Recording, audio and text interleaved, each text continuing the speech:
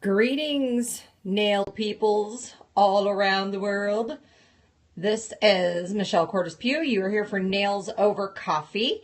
It is Friday, yo. It is January 15th, and Hi, everybody. Welcome, welcome. We'll let everybody get joined in before I start yammering. Today I'm rocking the Minnie Mouse cup. Nothing exciting going on in the coffee. Just Colombian roast and coconut cream creamer because that's what I got. But I am buried in University of Nails stuff, which is awesome. So, just a few things to chat about today, unless you guys have some stuff to talk about, because it is busy around here trying to get some stuff set up. For those of you guys, there's some news out that Doug Schoon has some really cool, exciting stuff going on. So for those of you who aren't signed up to Doug Schoon's mailing list, you need to go to DougSchoon.com and sign up to be on his mailing list. That's the way you'll get the information fastest. And he also has a link up on his Facebook page for a webinar on GoToWebinar about cyanoacrylates and lash extensions. So if you do lash extensions or you have someone in your salon who does lash extensions, I forwarded it on, oh, well, thanks for stopping in.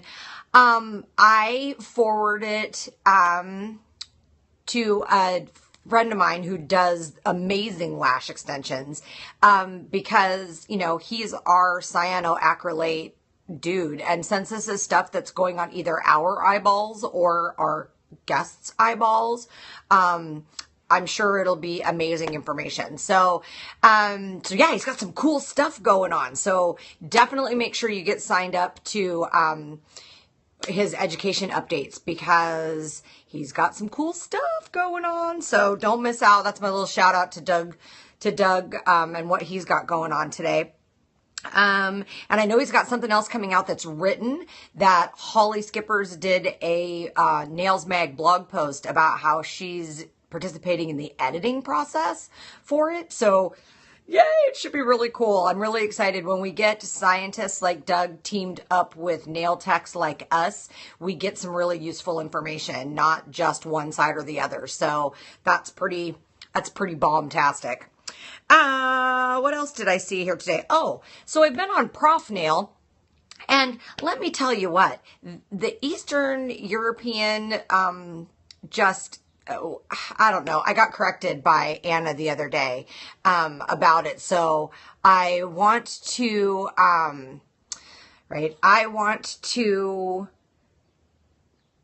point out some of these cool little salon style nail art things I found. This was somebody, she speaks German, so I don't know what country she's in, but these are beautiful salon nails. Look at that. You could totally imagine one of your clients wearing those, right? And it's good, simple art, but a nice mix-up of some good colors. I really dig that. There's a few on ProfNail today that I think are good salon art nails. Look at that. That is also something that could be easily done. You know, the accent nails that have the colors dropped, you could drop that down with some gel polish and do some swirls through it. Again, totally easy way to style it up and make some good money, even if you don't have a lot of super skills. Same with this one. Nice, pretty almond shape. There's some stones set in there, but that could be done just with, you know, some glitters or some rhinestones even, you know. There's some really good salon nail ideas in the ProfNail group. Now this is done with one stroke, but you could just as easily do this with something else. Look at this black glitter fade over clear. Now it's got some one stroke flowers added to it, but we could add some different flowers to that if we needed to dress it up. Something quickly hand painted if you don't have one stroke yet. But I like the fade, and you know how that's going to grow out really awesome for that client. So I really like the fades back to nude. Here's a really clean set that is with just glitter and gray. Again, this isn't taking any extra time because you're just doing the same stuff. You're just doing it with two different colors instead of one, but it adds quite that artistic flair to it. So some really cool, like this one, lots of good glitter, little bit of snake print on the accent nail, you know, again, just, you know, I think if we're going to be doing salon art, we need to be looking at what we can do that we can get done in a timely manner that can get us some, you know, get us some more money, but not take us a ton of time. Here is a beautiful one. I love this white. Look at this white glitter. Let's see if I can get a good angle on it there. Look at that. Isn't that gorgeous? And then just black with some stones. We all have the stuff to do this kind of stuff in our salon, right? So just, you know, way to just kind of dress it up without it taking a lot of extra time or a lot of extra money, and just make sure that you're just doing some super clean work. Like that's what's going to totally distinguish. I've been doing, I'm buried in University of Nails. I've got some questions out to my platform, and I'm hoping with all to have it up by the end of this long weekend. But going through and this other special project I've been doing has made even me, who's a marketing major, rethink my marketing process and looking at costs per service and looking at how much time it takes things and all of that. I think that everybody is going to be able to increase their revenue and increase their profitability by going through the 7 P's of marketing in their own business. And I don't care if they've been doing nails for 20 years like me and are making fine money. We can always make more money, right? So profitability is always better. And so I'm really excited. I think we sometimes forget with inflation and all that stuff, how much things change in cost per service. I mean, I remember when I started doing nails, the company that I use, a gallon of liquid was, liquid monomer was $200. And if you timed it right, they ran the same kind of specials at different times of the year. And so if you timed it right, you could get gallons for 50% off.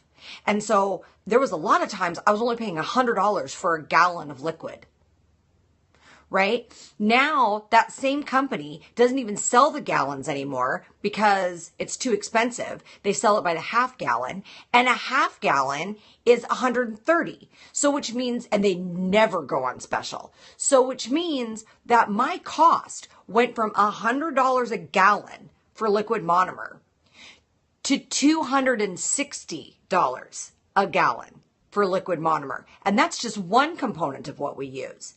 So I realize how even, right? So even if I go based on, I know it's more expensive. I'm the one who's running the debit card or cutting the checks or whatever. Like I know it's gotten more expensive, and my cost per services were a little outdated, not that outdated, but a little outdated, but even just a little bit. Like my brain hasn't caught up with the reality yet of how much more expensive it is in cost per service.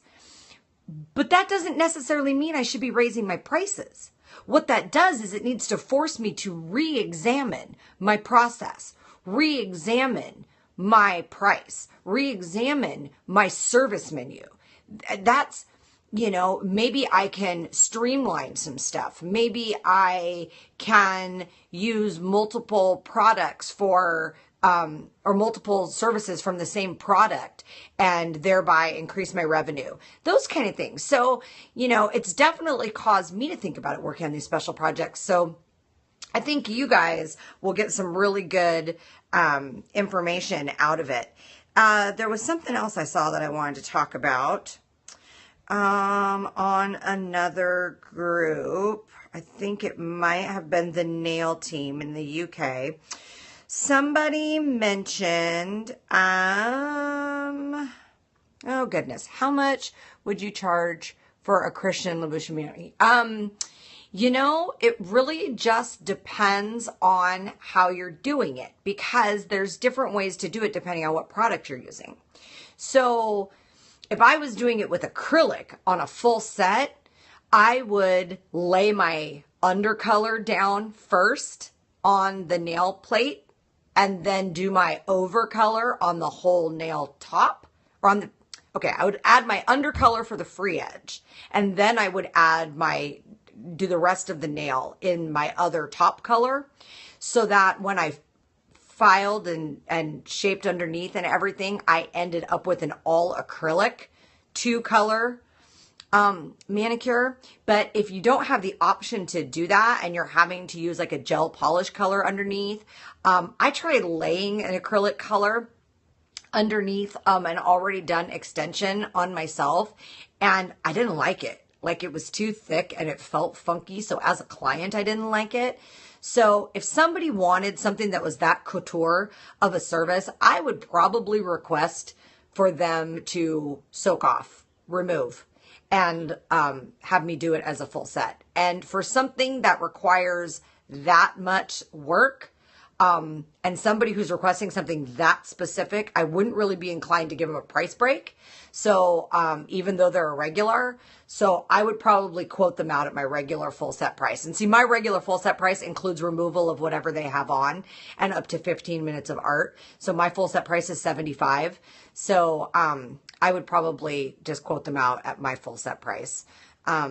But, when people are requesting these really high-end designer things, that's different than our average run-of-the-mill client who's hanging out on Pinterest and wants to just have some flair with streetwear. When people are requesting something that's really couture like that, they're expecting to pay for it. And so we need to have them pay for it. I mean, because that's what definitely takes our time. Good luck going somewhere else and getting that. Oh, that was one of the other things I wanted to mention. Was in a lot of the boards, colored acrylic is taking off everywhere. And for some of us who've been in the biz for a long time or used a particular product, couple of lines for a long time, we've been doing color acrylic forever. But then when we got gel polish, we sort of got away from doing color acrylic because gel polish is easier to change color than color acrylic. So back to that couture thing, make sure that if you're using color acrylic, you have to have your product application like spot on because otherwise your color varies just a little bit, or you have to make sure you do it in one ball so that your color is completely consistent. But make sure that if you're having to do all that work, like you're back to that product thing of the 7 Ps, make sure that your service menu is compensating for that.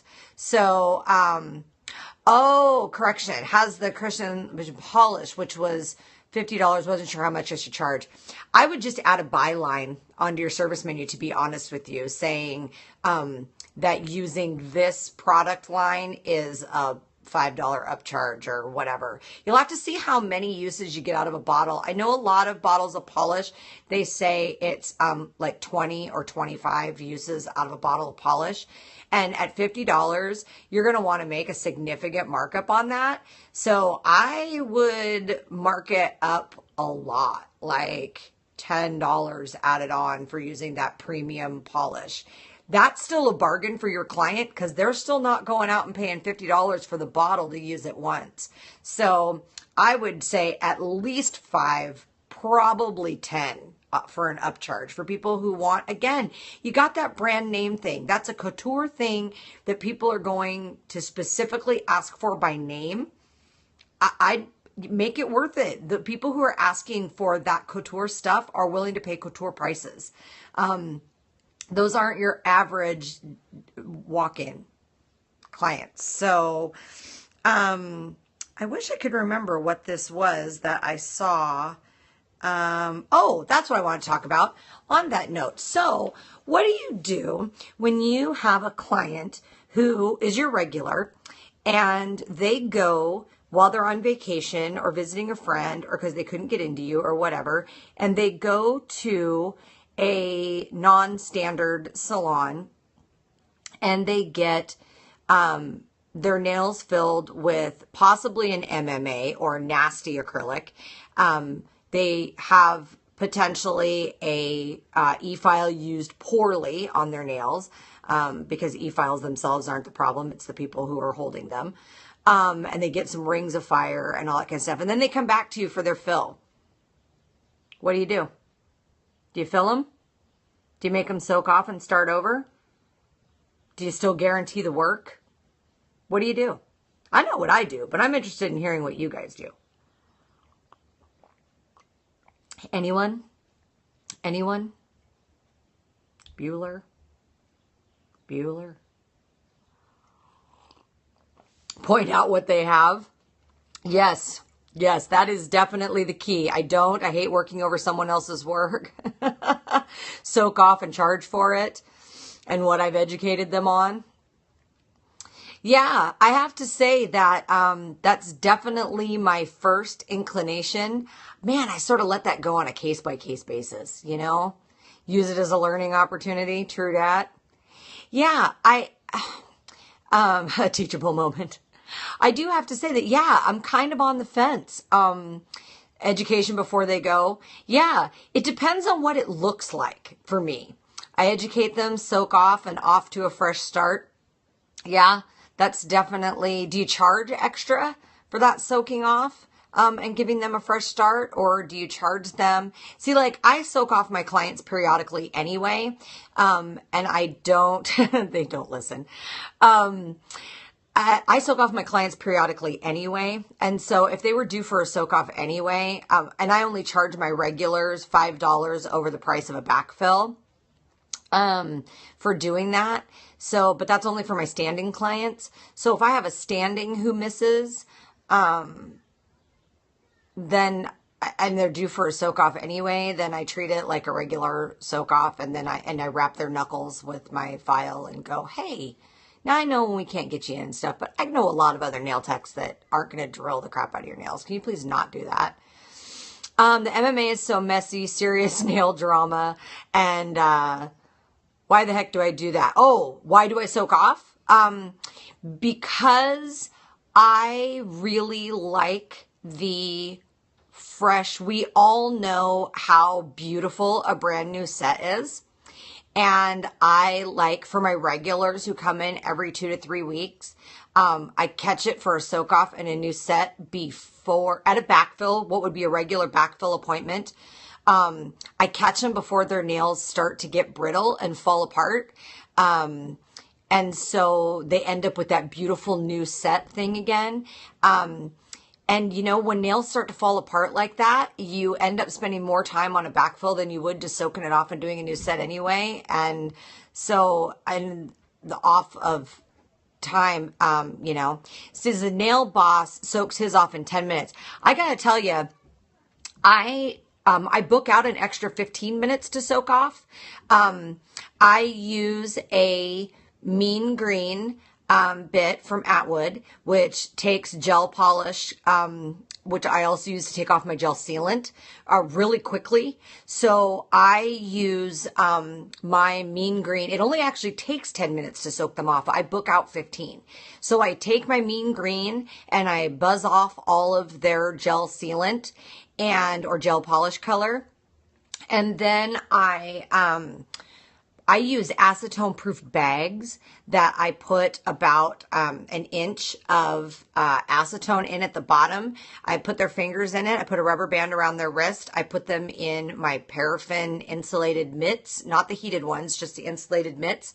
And so they can't look at them. They can't pull them out. It keeps the heat in. It keeps the acetone from evaporating.